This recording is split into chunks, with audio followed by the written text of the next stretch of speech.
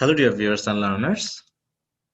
Welcome back to my online English class in YouTube Can Learn English channel. I hope you all are well by the grace of Almighty. I'm Milan Mondal here in this channel to facilitate your English language learning and academic English learning. I'm here again with another important class for the students of ACC level. In this class, I'm going to read another important poem from the ACC English First Paper textbook, and the poem is from Unit 10, Lesson 1. And the title of the poem is from September 1, 1939, and the poem has been written by W.S. Auden.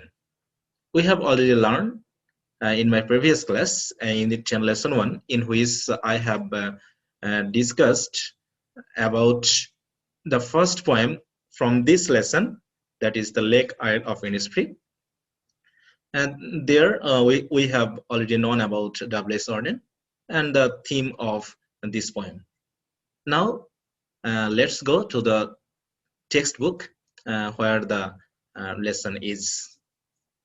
So dear students, we're directly in Unit 10, Lesson 1, and we have already here known about W.S. Auden in my previous class of this lesson, and you have already known he was an Anglo-American poet, and most of his writings are on love or religion, politics, problems of modern man, etc., etc.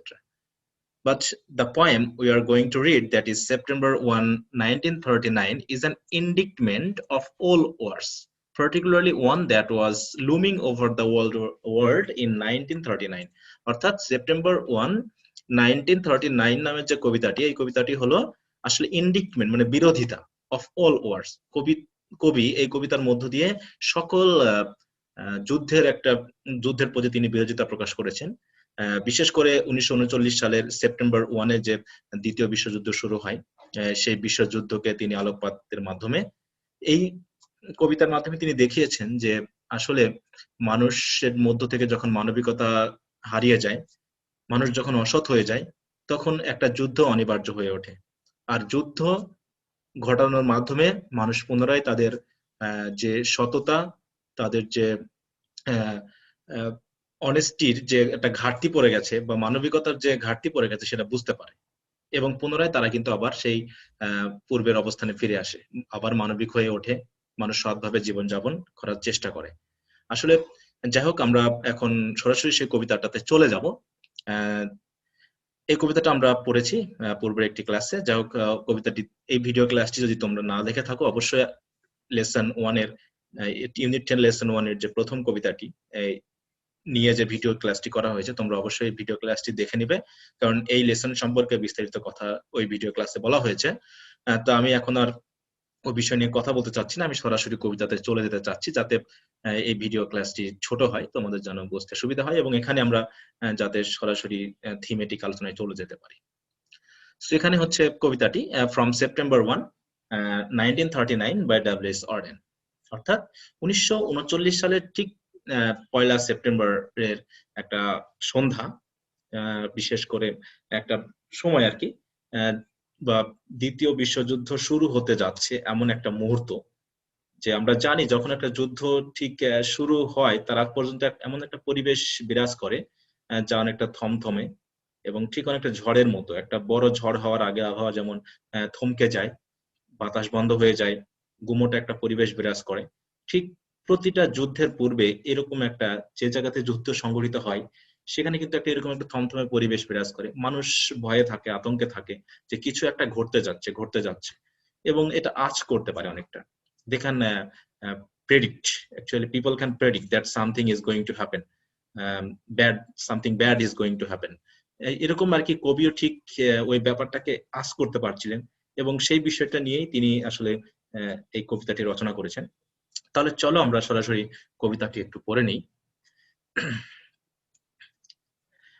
I sit, আমি বসে আছি, one of the dives, ডাইভস বলতে কি বোঝায়? ডাইভস বলতে ঠিক আমরা পথের পাশে যে চায়ের দোকান বুঝি, বিশেষ করে ছোট ছোট দোকানগুলো যেখানে শুধু চা বিস্কিট এই জাতীয় বিক্রি হয়, পান্থশালা যে আমরা বলি। রাস্তায় হাঁটতে হাঁটতে মানুষ একটু বসে হয়তো একটু চা নাস্তা করে নিল, অনেকে সন্ধ্যাবেলায় বিকেল বেলায় গিয়ে চায়ের দোকানে বসে গল্প মজা করে। এই জাতীয় কোনো একটা ডাইভসে আমি বসে আছি, কবি বলছেন, ডাব্লিউ.এস. অর্ডেন ইজ সেইং। এখন ডাইভসটা কোথায়? On 52nd street. এটা হচ্ছে রাস্তার নাম, যে রাস্তার উপরে অবস্থিত, পাশে অবস্থিত যে পান্থশালা, তার একটা পান্থশালাতে তিনি বসে আছেন। কেমন ভাবে বসে আছেন? uncertain and afraid. Something is going to happen, but the poet didn't know what is going to happen. So he felt uncertain. But as something is going to happen, he could predict, so he was afraid. যে এইভাবে ভেবে যে তিনি বুঝতেছেন যে কিছু একটা খারাপ জিনিস ঘটতে যাচ্ছে, কিন্তু কি জিনিস সেটা জানি না, অতএব অনিশ্চিত। খারাপ কিছু ঘটবে, আবার নাও ঘটতে পারে। কতটুকু খারাপ ঘটবে, জীবনটাই কি শেষ হয়ে যাবে, এমন একটা কিছু অনিশ্চয়তা বিরাজ করছে কবির মনে। এ কারণে তিনি ভীত, অ্যাফ্রেড, আনসার্টেন। এমন একটা অবস্থা আমরা একটু ফিল করার চেষ্টা করি। যেমন করে 1971 সালে যুদ্ধ বেঁধে গেছে, আমরা বসে আছি, কিন্তু যুদ্ধ চলছে ইতিমধ্যে, কিন্তু আমার এলাকায় এখনো যুদ্ধ হয়নি, মিলিটারি আসেনি, কিন্তু তবু আমরা বাইরে বার হতে ভয় পাচ্ছি। ঠিক এখন যেমন একটা করোনা ভাইরাসের মতো অবস্থা, আমরা বাইরে গেলেই কেমন যেন একটা চাপা অনিশ্চিত একটা আতঙ্ক কিন্তু আমাদের মধ্যে চলে আসে, ঠিক ভূত দেখে ভয় পাওয়ার মতো। যে আমরা জানি ভূত নেই বা এরকম বিশ্বাস করি, কিন্তু ভূতের অবিশ্বাস কিন্তু আমাদের ভিতর থেকে ভূতের ভয় দূর করতে পারে না। এরকম করোনা ভাইরাস নিয়ে যে হয়ে তো যেতে পারে, কার ভিতরে আছে ভাইরাস আমরা জানি না। একইভাবে আমরা বসে আছি, মিলিটারিতে হঠাৎ করে চলে আসতে পারে। কবি বসে আছে দোকানে, হঠাৎ করে বোমা পড়তে পারে, হঠাৎ করে চারিপাশে বোমা পড়ে ধ্বংস হয়ে যেতে পারে। এইরকম একটা আতঙ্ক কিন্তু কবির মধ্যে বিরাজ করছে। কারণ কি? আশা যখন কি বলছে, কেন অনিশ্চিত? Because as the clever Hopes expire. Expire মানে কি? শেষ হয়ে যাওয়া। হোপস মানে কি? আশা। ক্লেভার হোপস মানে কি? হোপ মানে আমরা বুঝি আশা, সিম্পলি আমরা আশাকে বুঝছি। কিন্তু ক্লেভার হোপস কেন বলা হচ্ছে? ক্লেভার হোপস মানে হচ্ছে মানুষ অনেক সময় বুদ্ধি খাটিয়ে চালাকি করেও অনেক খারাপ কিছু থেকে বের হয়ে আসতে পারে, কিন্তু যখন চালাকি বুদ্ধি করেও আর মানুষ ভালো পথে আসতে পারছে না, মূল যে খারাপ জায়গা বা পরিস্থিতি সেখান থেকে বার হয়ে আসতে পারছে না, অর্থাৎ সে ভেবে নিচ্ছে আর কিছুই করার নেই। কারণ কি? আশা তো শেষ, তার সাথেও সর্বশেষ আশাটুকু, যেটুকু মানুষ চালাকি করে হলেও বের করে নিয়ে এসে অসৎ উপায়ে গেলেও, ওই অসৎ হোপ নিয়েও, অসৎ ভাবেও মানুষ কিন্তু একটা খারাপ অবস্থা থেকে বেরিয়ে আসতে পারে। ঠিক এখানে বলছি, যখন মানুষের ভিতর থেকে ক্লেভার হোপসও শেষ হয়ে যায়, তখন মানুষ আসলে অনিশ্চিত এবং ভীত না হয়ে আর পারে না। So in these very 4 lines, the poet is referring some uncertain situation, some situation that is going to create a bad or inhuman situation, একটা অমানবিক একটা পরিবেশ কিন্তু তৈরি করতে যাচ্ছে। অতএব সবকিছুই শেষ, সব আশা শেষ। There is nothing open to us to hope to live, মানে বেঁচে থাকার মতো আশা করার সামনের যে পথ শেষ, সব কিছুই শেষ। অতএব কবি রেফার করতেছে of a low dishonest decade. অতএব কবি এই দশকটাকে বলছে অসততার সবচেয়ে নিচের দশক। মানে কি? মানুষ সৎ অসৎ হয়, কিন্তু এমন অসততা মানুষের মধ্যে চলে আসছে যে একদম অসততার নিম্নে নেমে পড়েছে মানুষ, লো হয়ে গেছে, লো ডিসঅনেস্ট। মানে ডিসঅনেস্টের একটা লেভেল থাকে, অনেস্টি ছেড়ে গেলে ডিসঅনেস্টি, কিন্তু ডিসঅনেস্টিরও একদম সর্বোচ্চ নিচে চলে আসছে মানুষের মধ্যে যে অসততার ব্যাপারটা। অতএব বলতেছে সে মানুষ এখন বসবাস করছে এমন একটা দশকে যেখানে রয়েছে কি নিম্ন অসততার একটা যুগ, একটা দশক। মানে মানুষ সর্বোচ্চ অসৎ হয়ে পড়েছে, স্বার্থবাদিতায়, স্বার্থহীনতায়, স্বার্থপূর্ণতায় আসলে মানুষ শেষ হয়ে গেছে। একমাত্র নিজের স্বার্থ ছাড়া মানুষ কিছুই ভাবছে না, সেটা রাজনৈতিক স্বার্থ হোক, ধর্মীয় স্বার্থ হোক, অর্থনৈতিক স্বার্থ হোক, সবকিছু স্বার্থ সে পূরণ করতে চায় in any way, in good or bad way, whatever may be the position. Man is now in a very low dishonest position. তাই বলছে যে এখানে আর কিছুই করার নেই। অতএব চারপাশে কি হচ্ছে? Waves of anger and fear. Waves মানে কি? ঢেউ বা বাতাস। কিসের? রাগের, অ্যান্ড ফিয়ার, আতঙ্কের। তাহলে কি হচ্ছে? চারপাশে ওয়েভস মানে ঢেউ, রাগ এবং আতঙ্ক উভয়েরই ঢেউ কি করছে? সার্কুলেট ওভার, ঘুরে ঘুরে বেড়াচ্ছে, উড়ে বেড়াচ্ছে। কোথায়? Over the bright and dark and lands of the earth. Of the earth মানে কি? পৃথিবীর। Bright and dark and land. Bright মানে কি বলতে পারি? We can here understand two kinds of things. Bright বলতে আমরা বুঝতে পারি যেখানে আপাতত দিন রয়েছে সেই জায়গাটাকে। ডার্কেন বলতে আমরা বুঝি যেখানে এখন রাত বিরাজ করছে। অথবা এটাও বলতে পারি, ব্রাইট বলতে আমরা ডেভেলপড কান্ট্রিগুলোকে বুঝতে পারি, ডার্কেন বলতে আমরা আনডেভেলপড বা আন্ডার ডেভেলপড কান্ট্রিগুলোকে বুঝতে পারি। ব্রাইট বলতে আমরা শিক্ষিত সমাজকে বুঝতে পারি, শিক্ষিত জাতিকে বুঝতে পারি। ডার্কেন বলতে আমরা অশিক্ষিত সমাজ বা জাতিকে বুঝতে পারি। অর্থাৎ এখানে ইউরোপিয়ান কান্ট্রি, সেটা এশিয়ান হোক, সেটা আফ্রিকান হোক, সেটা দক্ষিণ আমেরিকান হোক। So actually the poet is referring to all the countries of the world. সেটা educated, uneducated, developed, undeveloped, সেটা হতে পারে ব্রাইট অ্যান্ড ডার্কেন্ড, অথবা এখন দিন বিরাজ করছে নাকি রাত বিরাজ করছে, what ever may be the situation, everywhere the waves of anger and fear is are flying actually. এই ফ্লাইং বলতে আসলে কি বলতে যাচ্ছে? আসলে কি রাগ এবং আতঙ্ক কি উড়ে বেড়াচ্ছে? না, মানুষের মধ্যে বিরাজ করছে। there is anger and fear in the minds of every people, every person. প্রত্যেকটা জাতি এবং প্রত্যেকটা ব্যক্তির মনে কিন্তু এই ভয় এবং আতঙ্ক বিরাজ করছে। অতএব bright and dark lands, lands মানে আমরা এখানে বুঝবো হচ্ছে দেশ বা রাজ্য বা রাষ্ট্র বা জাতিকে।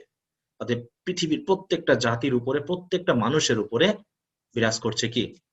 একটা ভয় এবং একই সাথে রাগ, যে কেন এমনটা হবে, কেন কিছু মানুষের স্বার্থবাদিতায় পুরো বিশ্ব ধ্বংস হয়ে যাবে। তাই বলছে অবসেসিং আওয়ার প্রাইভেট লাইফস। এভাবে এই যে রাগ এবং আতঙ্কের যে ওয়েভ, সেটা কি করছে? অবসেস করে দিচ্ছে আমাদের জীবনকেও, ইনফ্লুয়েন্স করতেছে, মানে উন্মাদ করে তুলেছে আওয়ার প্রাইভেট লাইফস, মানে আমাদের পারিবারিক জীবনকে, আমাদের ব্যক্তিগত জীবনকে।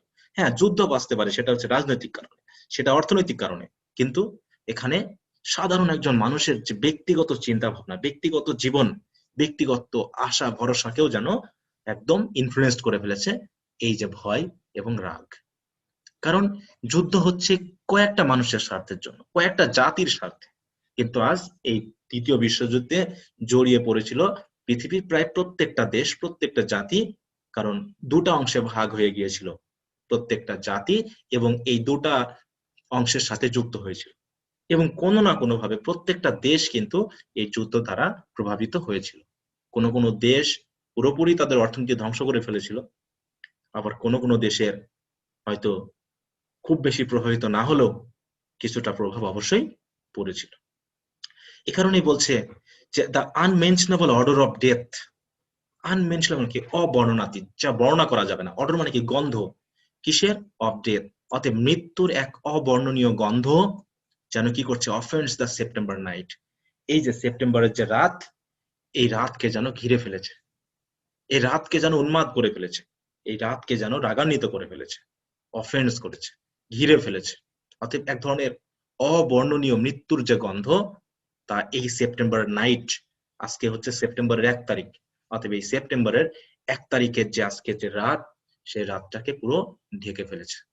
অর্থাৎ যুদ্ধের যে একটা আগমন, the ensuing or in upcoming war can be predicted through these lines of the poems. এই poem, অর্থাৎ এই কবিতার যে লাইন্স গুলো রয়েছে, এই লাইনগুলোর মাধ্যমে কিন্তু আমরা প্রেডিক্ট করতে পারি that the poet is actually going to say that a war is going to happen or take place from this very evening. এই আজকের এই সন্ধ্যা থেকেই একটা যুদ্ধ ঘটতে যাচ্ছে। কারণ কি? এই প্রত্যেকটা লাইনই বর্ণনা করছে a feeling, a strong feeling from the poet. অতএব পয়েটের ভিতর থেকে, inside from the inside of the poet, something is coming out, which is giving us the touch of an ensuing war. একটা আসন্ন একটা যুদ্ধের কিন্তু স্পর্শ আমাদেরকে দিচ্ছে। কবি বলতে যাচ্ছে, কবি এই কথাগুলো দিয়ে বোঝাতে যাচ্ছে যে প্রত্যেকটা মানুষ আজ হতাশ, সবাই ভাবছে কিছু একটা হবে।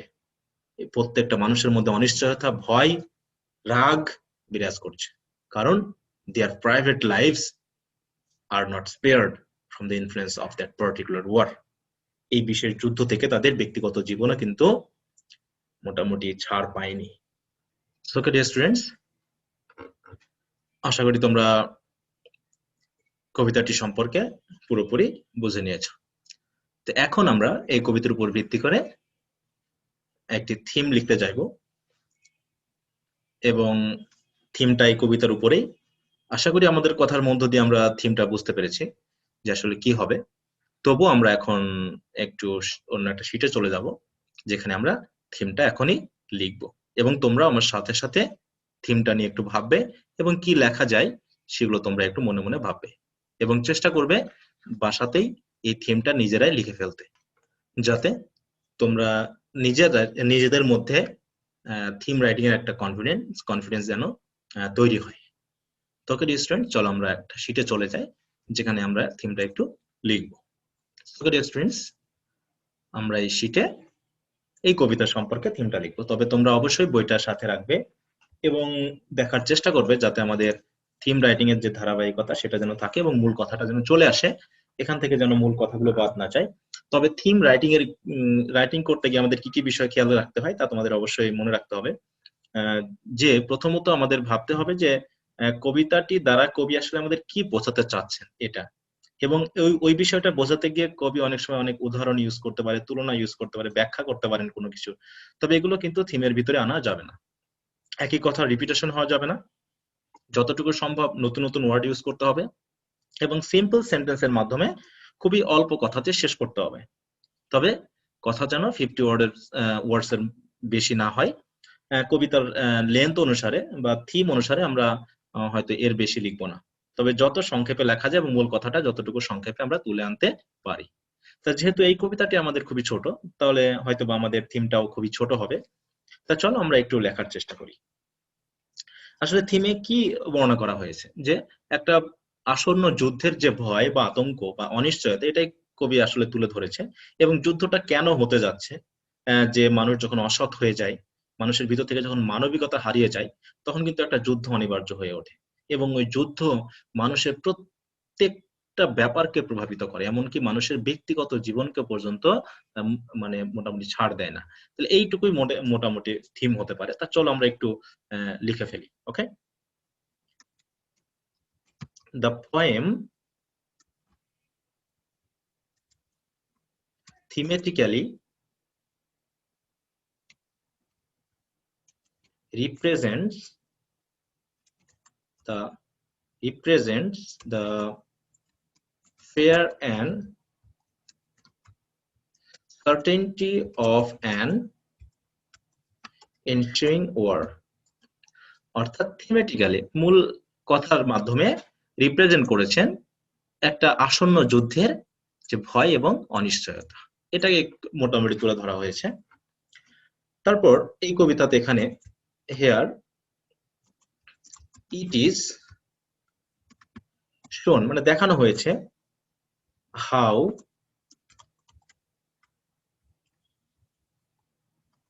decline of humanity and honesty, যখন মানবিকতা এবং সততা চলে যায় from human beings, তখন কি হয়, মানে কিভাবে, তাই তো, ডিক্লাইন এগুলো কি করে, সৃষ্টি করে,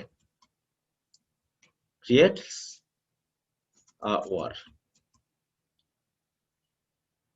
এবং সেই ওয়ার কি করে, bringing nothing but death and sufferings। তাহলে যখন মানবিকতা হারিয়ে যায়, অসততা ভরে যায় সবকিছু, তখন কি হয়, একটা যুদ্ধ তৈরি হয়, এবং যে যুদ্ধ কি করে আমাদের জন্য মৃত্যু এবং ভোগান্তি ছাড়া আর কিছুই বয়ে আনে না। এক্ষেত্রে কি হয়, even the private lives of people are not spared, মুক্তি পায় না from the destructive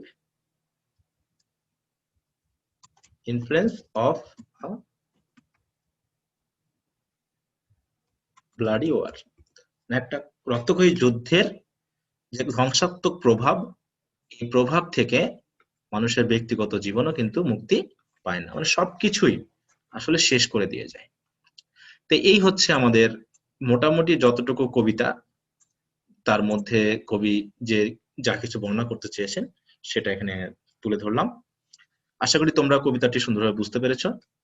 তারপরে যদি তোমাদের বুঝতে অসুবিধা হয়, কোথাও যদি কোনো ওয়ার্ড, কোনো লাইন বা থিমেটিক্যালি যদি মনে হয় যে এইভাবে দেওয়া যেতে পারতো, তাহলে তোমরা অবশ্যই সেটি লিখবে, এবং যে কোনো উপায়ে মেসেঞ্জারের মাধ্যমে হোক, হোয়াটসঅ্যাপের মাধ্যমে হোক, বা গ্রুপে পোস্ট করার মাধ্যমে হোক, তোমরা আমাকে তোমাদের লেখাটি শো করতে পারো, যাতে আমি অ্যাসেস করে বলতে পারি যে এটা ঠিক আছে নাকি ভুল আছে। কারণ ইউ ক্যানট জাজ by yourself whether you have written well or not. But I think I am here with you in this channel and in the Facebook groups or Facebook pages. You can post them or your writing actually, so that I can assess and make comment. Okay. So okay dear students, আশা করি তোমরা এই কবিতাটি বুঝেছো, থিমটাও বুঝে নিয়েছো। থিমটা অবশ্যই তোমরা মুখস্থ করবে না, দয়া করে আবার তোমরা নিজেরা লেখার চেষ্টা করবে এই ওয়ার্ডগুলো ব্যবহার করে। এই সেন্টেন্স প্যাটার্ন গুলো না হলে অন্য নতুন কোনো সেন্টেন্স প্যাটার্ন ইউজ করার মাধ্যমে আরো সুন্দরভাবে তোমরা কিন্তু লিখে ফেলতে পারো। Because practice makes a man perfect, and try to practice English as much as possible, especially to develop your writing skills. You have to practice writing. Without writing more, you cannot develop your writing skills, because English language is a skills-based language. That there are 4 different skills like listening skills, speaking skills, reading skills, and writing skills. So you have to develop all your skills separately, because only by writing you cannot develop your speaking power, or only by speaking you cannot develop your writing power, or by only listening you cannot develop your writing power. So you have to develop all your skills accordingly. অতএব তোমার সবগুলো দক্ষতা তুমি নিজের মতো করে তৈরি করে নেওয়ার চেষ্টা করো। তো আজ আর নয়, তবে যাওয়ার পূর্বে তোমাদের একটি অনুরোধ রইল যে যদি এই ভিডিও ক্লাসটি তোমাদের ভালো লেগে থাকে তাহলে অবশ্যই লাইক করবে এবং বন্ধুদের সাথে শেয়ার করে নেবে। আর এই চ্যানেলে যদি তোমরা নতুন হয়ে থাকো তাহলে চ্যানেলটিতে সাবস্ক্রাইব করে রাখবে, যাতে এরকম ইংরেজি সাহিত্য এবং ভাষার উপরে নতুন নতুন ক্লাস আপলোড করলেই তোমরা তার নোটিফিকেশন সাথে সাথে পেয়ে যাও এবং ক্লাসগুলো দেখে নিয়ে উপকৃত হতে পারো। এবং আমার সাথে থাকতে আমার যে ফেসবুক পেজ বা ফেসবুক গ্রুপ রয়েছে, সেখানে তোমরা যুক্ত থাকতে পারো, যাতে তোমরা প্রতিনিয়ত আপডেট পেয়ে যাও যে কোন কোন ভিডিওগুলো আমি আপলোড করছি। এবং সেই গ্রুপগুলোতে বা পেজগুলোতে তোমরা কমেন্টের মাধ্যমেও জানাতে পারো তোমাদের সমস্যাগুলো কি কি, অথবা এই ভিডিও ক্লাসের নিচে যে কমেন্ট বক্স রয়েছে সেখানেও তোমরা তোমাদের কমেন্ট লিখে আমাকে জানাবে যে ভিডিও ক্লাসটি ঠিক আছে কিনা, বা অন্য কোনো ভাবে ডেভেলপ করা যায় কিনা, বা উপকৃত হলে তোমরা জানাবে, যাতে আমি আমার এই ভিডিও ক্লাসগুলো যথারীতি চালিয়ে যেতে পারি। আর প্রত্যেকটা ভিডিও ক্লাসের ডেসক্রিপশন বক্সে আমি অন্যান্য ভিডিও ক্লাসগুলোরও লিংক দিয়ে দিচ্ছি একই সাথে রিলেটেড।